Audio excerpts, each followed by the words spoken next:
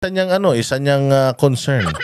Ito pa yung kanyang isang concern, si Kaufman daw ay dapat mag-focus with the fees. So, kanina, ang concern niya, mas okay daw si Pangulong, mas marunong pa siya. Mas okay daw si Pangulo doon kasi natitingnan, so lumabas na rin sa bibig niya na mas gusto niya nandoon si Pangulong Duterte sa ibang bansa. Dito naman, pinakikialaman naman niya yung sahod ni Kaufman na sinasabi niya na dapat daw ganito. So, pinangungunahan niya na nga yung pamilya ng mga Duterte patungkol sa kalagayan ni Duterte. Ito naman, pinangungunahan niya pati abogado na si Kaufman. By the way, ma'am, ito po si Kaufman, matinong abogado to. Ito po si Kaufman, maayos na abogado to, hindi katulad mo. Isa kang abogado na walang silbi. Kanina nga napag-usapan namin, magkano kaya sweldo nito? Mga 150, 160, 200,000. 200,000, pumayag ka na magmukha kang tanga, magmukha kang aso, na yung prinsipyo mo, lunukin mo, yung suka mo, kainin mo, para lang sa pera na 200,000 o para sa posisyon. Oo. Aanhin mo naman yung posisyon. Di ba? Aanhin mo naman yung narating mo. Halimbawa, pangarap mo talagang maging PCO. Aanhin mo naman na narating mo yan. Pero hindi mo naman ginampanan ng maayos yung trabaho mo dyan. Ang ginawa mo lang dyan, maging palamuti. Ang ginawa mo lang dyan, maging attack dog ng pamahalaan. So, wala rin. Diba? Kahit ma-promote ka dyan o mas mataas pa na posisyon, kung nakuha mo yun sa kasamaan, sa pagsisinungaling, sa kabulastugan, walang kwenta yun. Kumbaga, corona, hindi yun gintong corona, kundi barbed wire yan, te. Walang glory. Walang glory at achievement sa achievement mo. Oo. So ito, mayroon siyang tugon kay Kaufman. Pakinggan po natin ang kanyang matalinong tugon.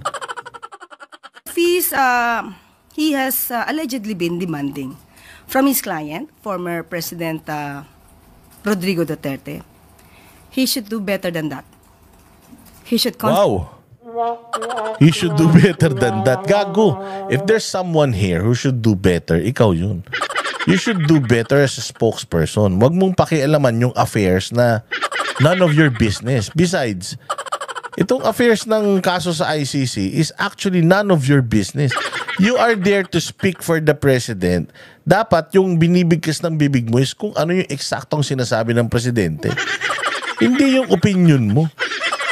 Dahil hindi naman ikaw ang presidente ng Pilipinas. Bakit ba nagre-request si Kaufman ng report ng Senate?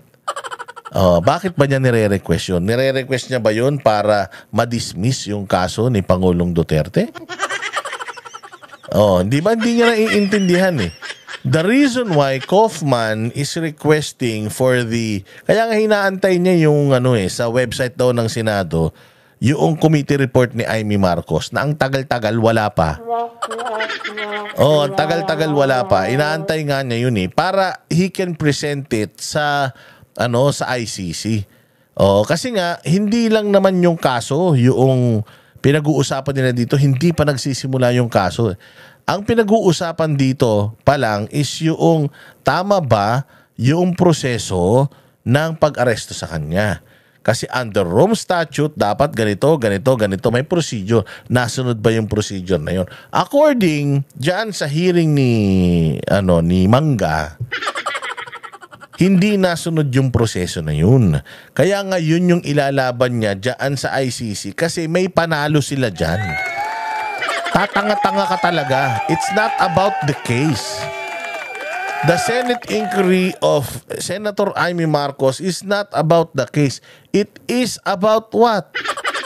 Yung unlawful arrest, yung unlawful surrender, yung kidnapping na ginawa ng gobyerno natin sa kapwa nila Pilipino para ipadala dyan sa dahig, para dyan na manatili habang panahon. Akala nila makakaiwas na sila sa hassle, hindi nila alam, lulubog at ilulubog kayo nitong pinaggagawa nyo na to.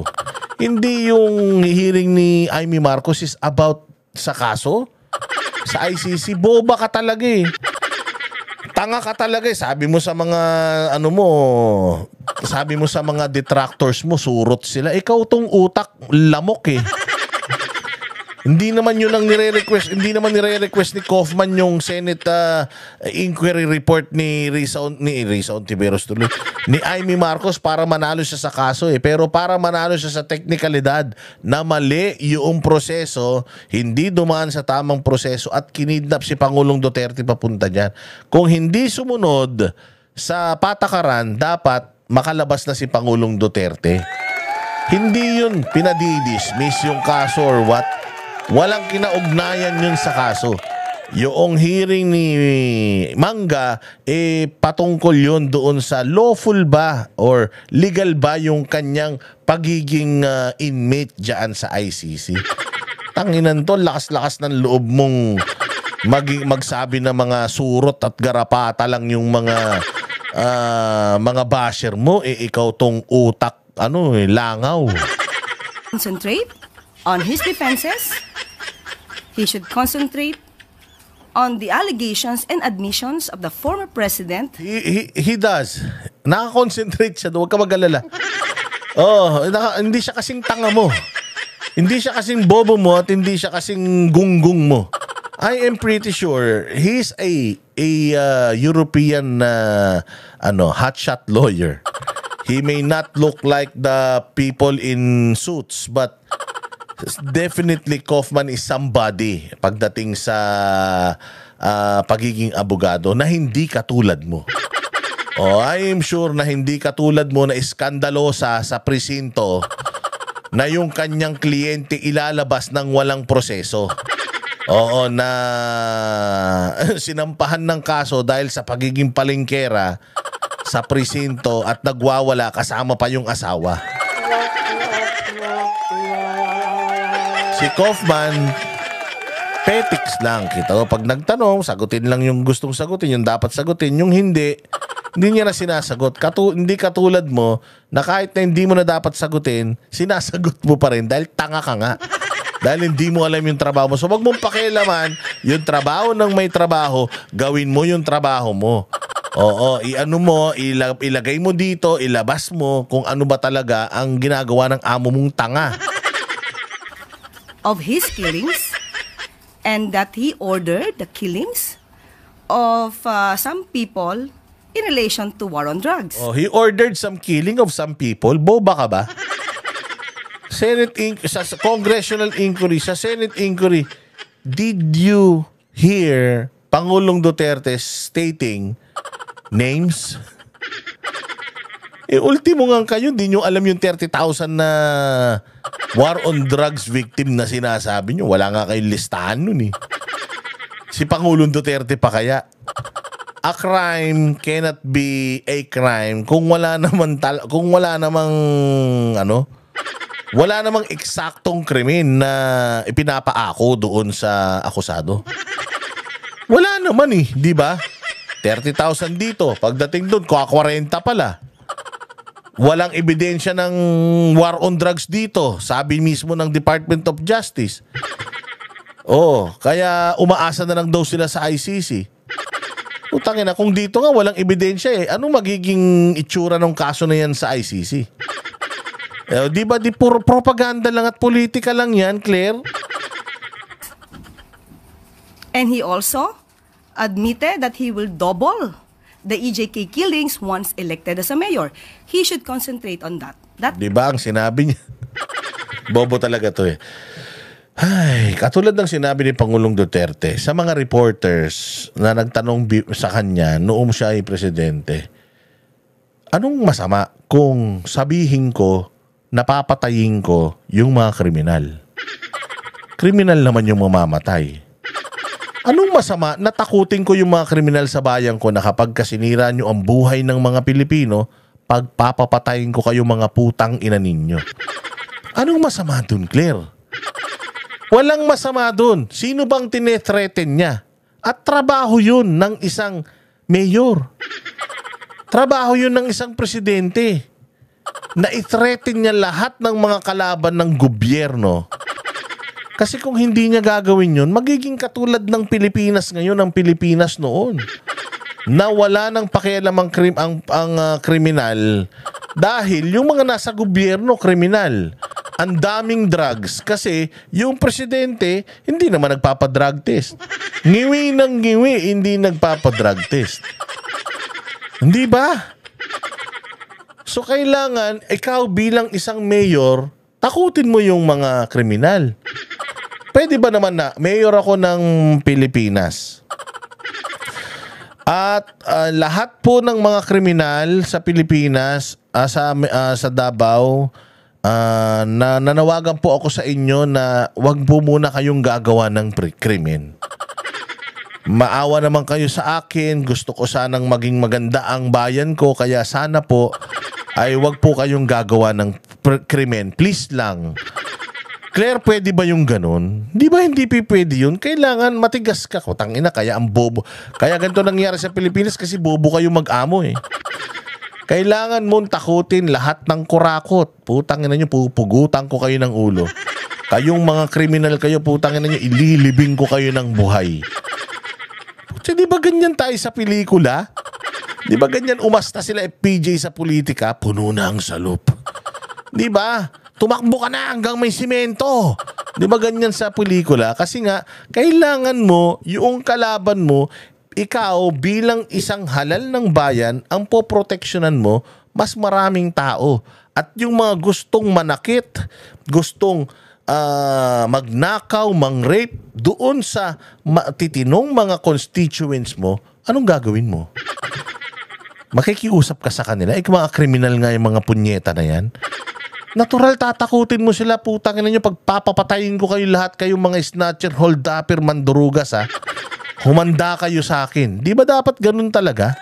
Yan nyo, kaya hindi umuunlad ang Pilipinas dahil malambot kayo masyado eh.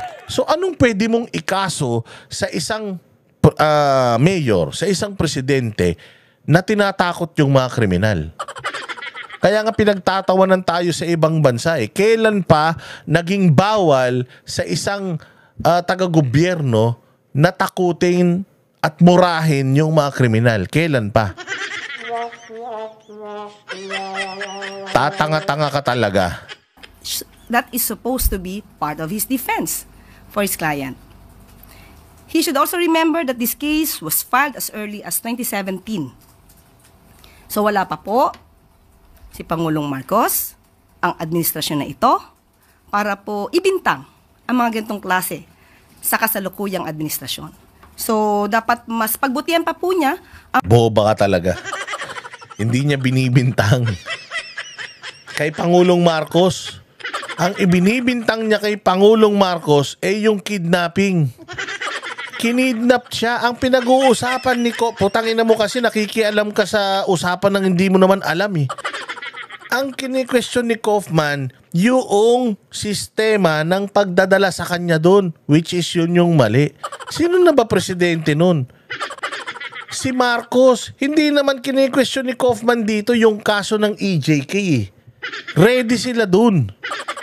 Sa EJK, ready sila dyan sa kaso niya na yan dyan sa korte ng ICC.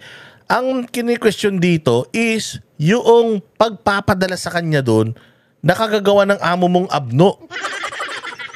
Ang pinagsasasabi mo, Claire, di mo alam yung topic. Daldal ka ng daldal eh.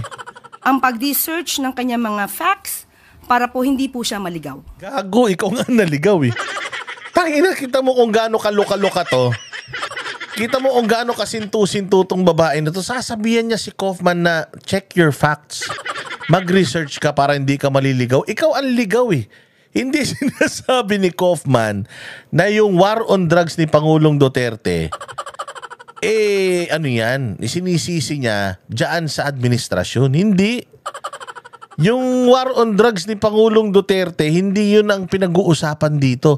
Ang hinihingi ni Kaufman, yung report ni Amy Marcos, yung report ni Amy Marcos, ipapakita niya sa ICC para mapakita doon kung gaano ka-irregular yung ginawang pagdampot sa kanya. Because sabi nga ng Rome Statute, kailangan sa proper judicial authority, haharap si Pangulong Duterte. Ikaw din nung vlogger ka pa, hindi ka pa aso. Yun din ang sinabi mo haharap sa korte. Galing mismo sa bibig mo yun Hindi humarap sa korte, tinapon ka agad sa abroad Tama yun o mali? Hindi ba may pagkakamali? Dapat haharap dito At dapat extradition Di ba? Magdidesisyon ang korte ng Pilipinas kung dapat ba talaga siyang itapon doon. Ibibigay ba natin siya sa Interpol o hindi? Tama, mali. Yun yung issue, hindi yung eksaktong kaso niya dyan sa Hague. Wala na tayong magagawa doon. Nandiyan na yun sa Hague. Matagal ng kaso yun dyan. Kailangan niya talagang harapin yan. Ang punto nga rito, tama ba yung prosesong dinaanan natin? Na dyan sa hearing ni Amy Marcos, lahat ng irregularities nandiyan. May mga video pa. 'Di ba si Tory nga mahihimatay na Si Marbil nga nagsisinungaling harap-harapan tinabla nung isang nag-serve nung Interpol red notice Hindi wala nga red notice unang-una sa lahat so yan ikaw ang dapat mag-review. Oo, alamin mo kung ano yung facts. Ang boses ng masa hindi natatakot.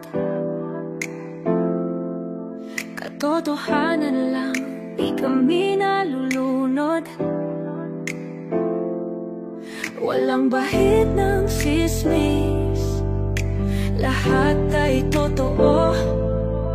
Kahit sino ka pa, pag mali ka babanatan ka. Walang pinipili kulay, wala kaming kinikilingan. Basta para sa bayan, kami lalaban. Pag tama palakpakan, pag mali banatan. Di matitinag, di matatakot, para sa bayan tuloy ang sigaw. Sa harap ng kamera, walang halong takot. Mga baluktot, lahat kayo'y tutumba. Ang hustisya at totoo, yun lang ang mahalaga. Kahit sinong harang, di kami matitinag. Walang pinipiling kulay, wala kaming kinikilingan. Basta para sa bayan, kami lalaban. Pag tama palakpakan, pag mali banatan. Di matitinag, di matatakot, para sa bayan tuloy ang sigaw. Kung nasa tama ka, ikaw ay aming kasama. Pero pag mali ka, handa ka na bang mabasag? Banateros kami, walang inuunan. Dahil bayan muna, bago ang sarili.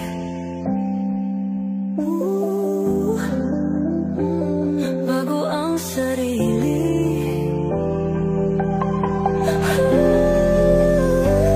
Pag tama palakpakan, pag mali banatan. Banateros ang sigaw, katotohanan ang laban.